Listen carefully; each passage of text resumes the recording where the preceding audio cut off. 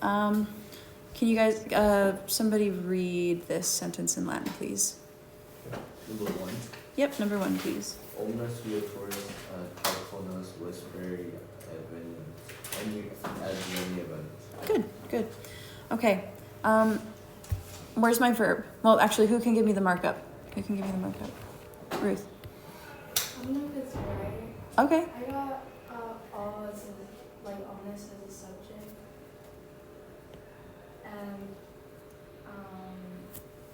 adveniebant as a verb, and omnis and viatoris are connected. Okay. All right. What am I gonna do with ad calponas? Is that here? Ad calponas? Oh, it's a. Yep. Yeah. Circle. It's a prepositional phrase. Okay. And I think vesperi is just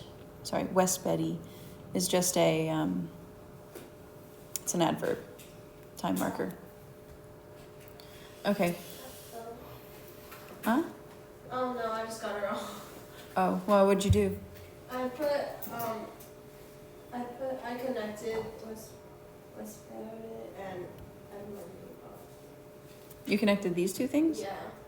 Oh wait, I got it right. Interesting. Okay. I mean, vesperi does look like it could be potentially an infinitive, but a passive one if you didn't know any better. But it is not that. And these aren't going together. That's okay though. All right. Translation. Ruth. All travelers were arriving here at the end of the evening. Yep. All travelers were arriving at the inn in the evening. Okay. We'll just mark that up as an adverb. Can I put in the evening and the beginning?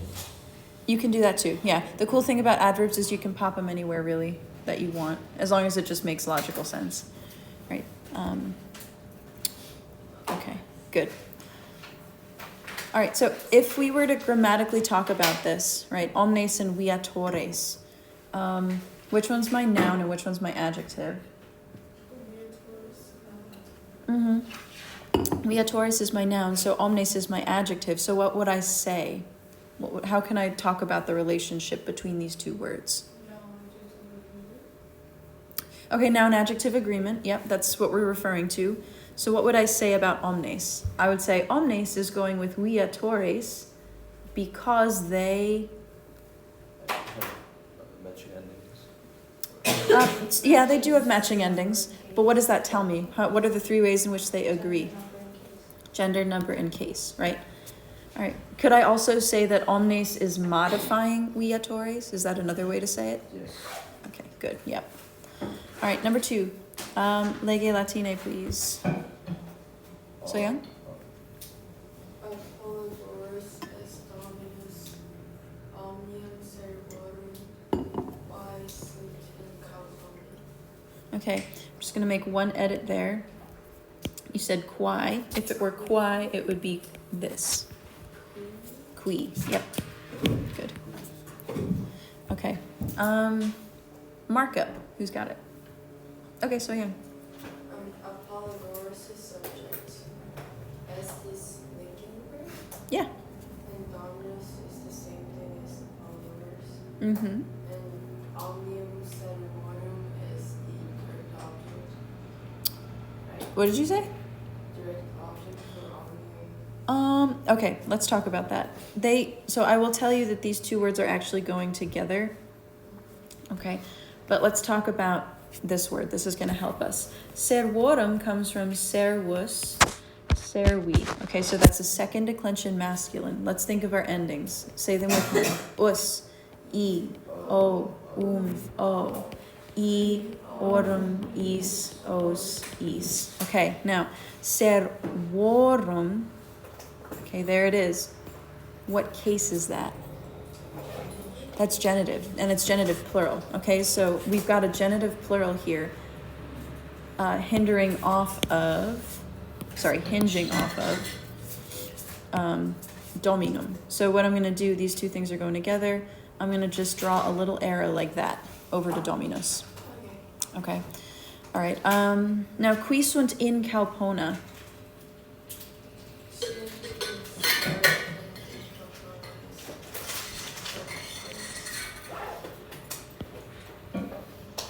Okay, what did you say about qui? Prepositional phrase. Qui is. Yeah, I don't have You don't know what that- okay, technically it's the subject. I didn't really teach you that yet though, so it's okay if you didn't know. Lisa, what is this thing?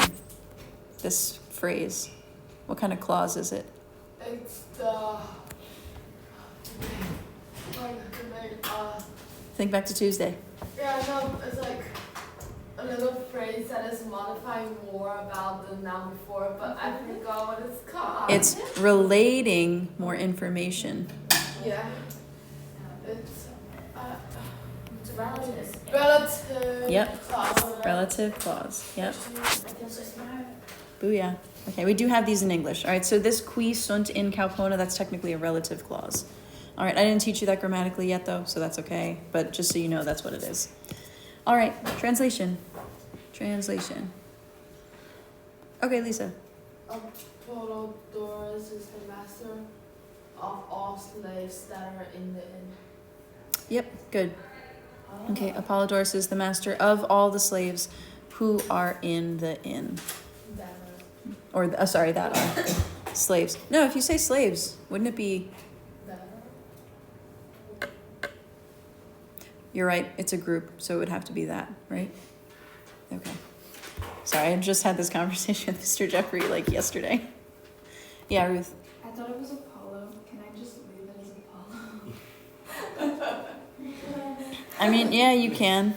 Just know that we're not talking about some type of god here. I was It's confused. I was like, yeah, why it's is just Apollo the master? he's a Greek guy. He's just a Greek dude. Yeah, not the god though. Yeah, that would have made the story a little more interesting, I think. Happy to be Apollo for one day. Mm-hmm. Polo. All right, Lege Latine, please. Number 3. Evan, how about you? Can you read the Latin for me? Ja. In army urbe sumanga Edificia. edificia. Good. See, not too bad. All right, markup. Markup. Markup. Annabelle. Wait, this is. Oh, wait. Oh, I had the numbers turned out. Okay. In omni urbe is a prepositional phrase. Good. Sunt is a verb. And then magna edificia quotidiana. And then the subject. Is a what? Oh. I just did, no, I just didn't hear you. What? Oh. Sorry. Edificia is subject. Yeah. And then magna is modifying. Good. Okay. Now, because we've got sunt here, right? This is a linking verb. You can translate this in a couple different ways if you wanted to. All right. Who'd like to give me the translation for this one? David? In every city are buildings. Okay, in every city, I would just edit that and say there are. Yeah, so in every city there are large buildings. Good. Could I say large buildings are in every city? Yeah, it doesn't. Yep. Make logical sense. Yep, exactly. Okay, could I say in every city large buildings there are? Yes. In English, could I say? Yeah. Yeah, it does sound like Yoda. Every city, large buildings there. Yeah, that does sound like Yoda. Yeah, so I think in Latin it would be okay, but in English not so much. Okay, number 4. Lege Latine. Tiff? Aurelia non est femina fortis non incapacis. Periculus is prenatara non vult. Good. All right, markup. Who's got it? This is a longer one. Annabelle. Aurelia's subject. What do you mean by markup? Like mark every word? Yeah, Non is adverb. Well, so I mean, it's like typically for markup, Did I not talk about this year? Subject, direct object, if there's an indirect object. What else? Prepositional phrases, a circle, word. Those are really the markups. And if you see like a, well, okay, yeah. Okay, so Estes verb dominant is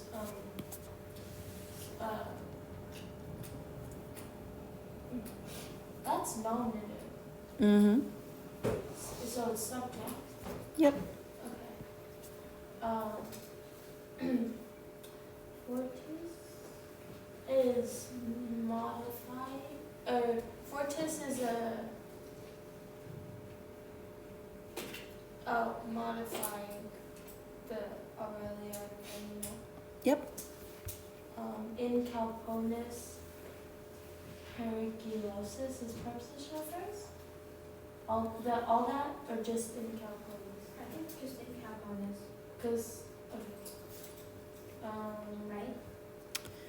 Wait a second, because Doesn't then it, I think it would end as a verb, but that, I mean, well. no, it's yeah. So Yeah, this is it's all together. I'm sorry. Yeah. Pernopai, that's infinitive, non-volt, that's together, and it's a Good. All right. The reason why I have you guys mark up, by the way, is because it'll help you work through the translation so you don't forget your information, and that way you can kind of like trust your markup and just go through the sentence accordingly. Okay, so now we'll trust our markup. Translation, please. Translation, please. Jason. Aurelia is not a brave woman. She doesn't want to spend the night in the Good. Okay, Aurelia is not a brave woman.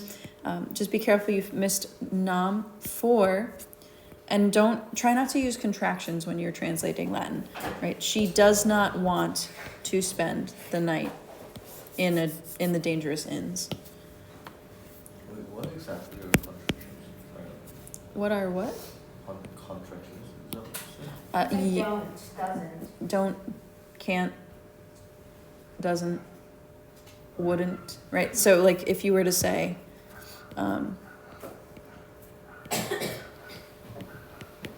right, cannot, what English people will do sometimes is can't, like that. Right. That's a contraction. Okay. Yeah, so try to stay away from that when you're doing Latin translation. Where's the book? In your mind. I don't hear. Okay, number 5. Where? Sounds like my dog. I'd say, I'm not gonna mark this up. Number 5, let's just translate. Oh, yeah. Oh, yeah. I'm so confused on this one. Oh, so should we mark it up then? No. Yeah, Can I translate it? sure. All the children were happy that Cyrus, the good coachman, was driving the carriage quickly. Okay, the only edit I'm gonna make is quad is because. Because you said that. Because the good coachman? Oh. Yeah, so because Cyrus, the good yeah, so all the children were happy because Cyrus, the good coachman, was driving the chariot quickly. I'm sorry, the carriage quickly. Why the quickly carriage? Huh? They need to Rome quickly. Oh. I don't know. Kids are always like, faster, faster, ah! Right? I don't remember someone threw up on the merry-go-round. Oh. What? You don't need to know We were that. talking about that in math. Oh, okay. Number 6, translation. Number 6, translation. Lisa, okay. Cornelia praised Marcus, the great boy who chases all the wolves away in the big forest. Okay, the only edit I'm gonna make, laudat, is present tense. So, Where's the louder? Oh, Cornelia praises Marcus. yes. Okay, Cornelia praises Marcus, the brave boy who chased away all the wolves. But isn't it chases? No, this one is actually, okay, so this is perfect. Repel it. It's a simple past. It's a little, It's a T. yep.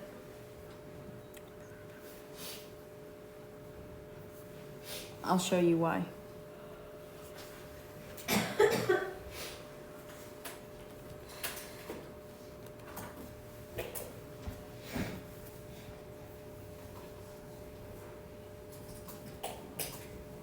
Oh, I stand corrected. I thought the principal parts were different. Okay. So it is present then. Yeah, it comes from.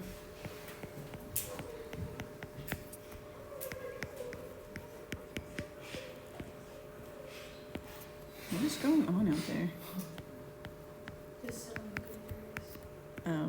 I think that was Oh my god, no, that was 8th They grade. just- That was 8th grade? I think that was Sam. No, 7th grade. No, but Yeah. that's No, Chinese that's- class then. No, Yeah. 7th grade just came back from their writing room. Oh, Yeah. Oh. Their time outside to play. Yeah, we didn't get that. No, because we were in COVID. Wait, can we get that? What? We got No, science. Mrs. Brumler's English And class. do a I'm not writing Mrs. one. Brumler. All right, these are the principal parts of that verb. So Lisa, you were right. Okay. It is present. Okay. Right. All right. Number 7, translation. Ruth. The brave boy is not afraid of the dogs. Yep. The brave boy is not afraid of the dogs, or the brave boy does not fear the dogs. Either or is fine. Wait, can you stare? I'm not scared, but like. Are we still marking it up? No, Okay. What is going on? they're construction working. Does it have to be the brave boy is not afraid Let's of the see. dogs? Okay. Because to scare, I think, is tereo, Oh wait, yeah. to frighten. I was getting confused about that. Yeah, they're tricky to keep separate. Mhm. Isn't brave and strong a little different in a sense? Yes. In English, they are. But this is where the fun part comes in. So because fortis can mean brave, can mean brave or strong, it's your job as the translator to pick the one that makes the most sense. But you have some degree of choice, right? So because Latin is a language where like one word can mean a bunch of different things, Greek is a language where they use precision, right? So I always use this example, but love in Latin, it's just one word, amor. But in Greek, you know from your Bible class that there are like 6 types of love, right?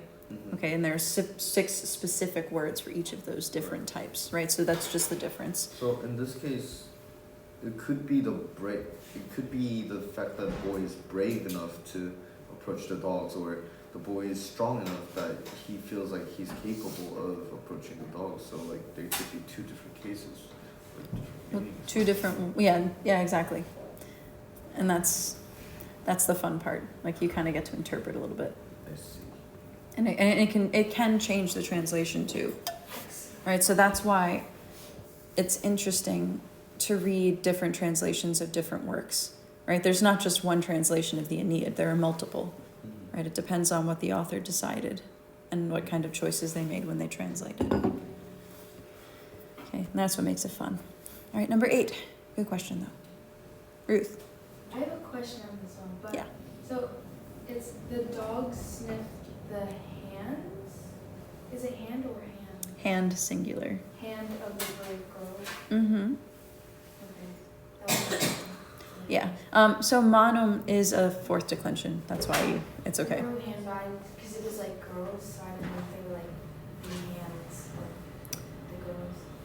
Well, careful. It's of the brave, not girls. Because if it were girls, puellae fortis would be.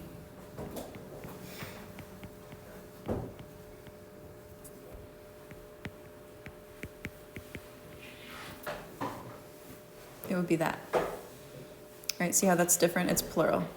And you figure that out because puellae, right? Think 1st declension. So the dogs sniff the hand of the brave girl. Okay, 9. Wait, girl? Girl, singular. Evan, how about you? Marking it up. Nope, just translate. If you can read your handwriting. Let's go. We're number 7. Number 9. Justice wishes to clean all, like,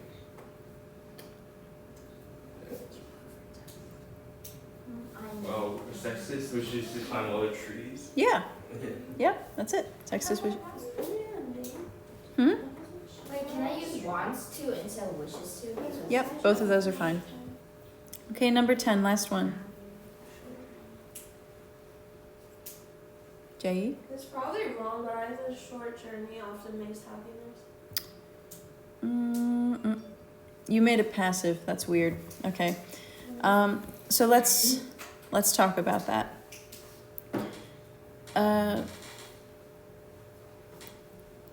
This is a tricky one, actually. Okay. So Faki mus, that's going to be your indicator, right? Because remember, do you always have to have a nominative subject? Yeah. No. No, because remember, it's pre-programmed into the back of a verb. Oh wait, I remember that. Yeah, you do. All right, so Faki mus, who is making? Mus is we, right? Okay, so we, Somehow broke it. I don't have it anymore. now lighty, Yeah, I gave it to him for 5 seconds and happy. yeah, so we, It was loud. happy, saipe, often, make, brevia itinera. Short journey. Short term. Yep. Wait, what? We happiness more. No, not we happiness. We have. Like it's, so lighty is the subject. Oh. It's a substantive noun. We have. So what would make more sense, I think, is if we were to just say, like, let's pretend Lighty wasn't here. We could say, we often make short journeys happily. But Lighty, this word is not an adverb. Oh, really? Yeah, it would be Lighte with an E, the letter E. Lighte is an adverb. So can we say like we are happy to often make short journeys? No, because then you're changing the grammar of the sentence. Because then it sounds to me then like you have an infinitive somewhere.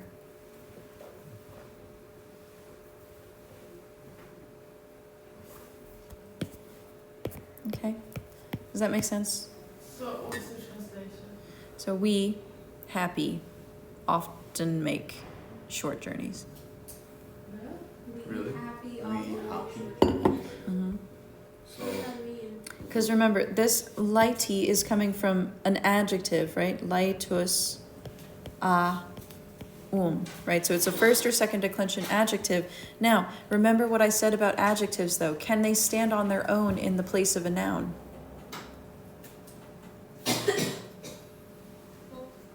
Yes, they can. Okay, that's something called a substantive adjective.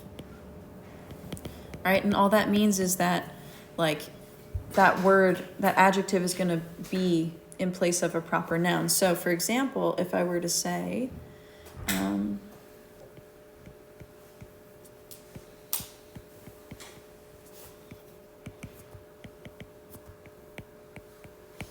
okay, bona puella est in foro. The good girl is in the forum. What I could say, I could just get rid of this word entirely. And I could say bona est in forum. Now, because I know that this is feminine, and I know that this is nominative, and it's singular, I can translate this as the good lady, or the good girl, the good woman, right? Good person. But it's not specific because you wouldn't know if it's a woman or a girl. Exactly. But But you do know that it's feminine. Yeah. That's good enough. Yeah. Right. So that can happen. So that's what's going on here with this lighty business. Right? Because it's coming from an adjective, but there's no noun that it's modifying really. I mean, it's modifying we, kind of, but it's telling us more information about we. So it's kind of like standing in for a proper noun. Wait. Okay. Yeah? Okay.